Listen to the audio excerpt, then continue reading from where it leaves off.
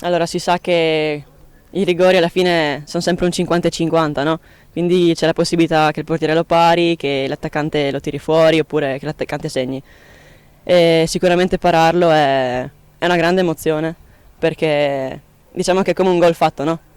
E sicuramente anche la seconda parata è stata decisiva e è stato bello anche ricevere il calore dei miei compagni di squadra e niente, sono molto soddisfatta di questa partita, è stata una bella partita, il secondo tempo è stato molto migliore rispetto al primo, quindi ce la siamo un po' meritata, ecco. Mi sento di dire che ce la siamo proprio meritata.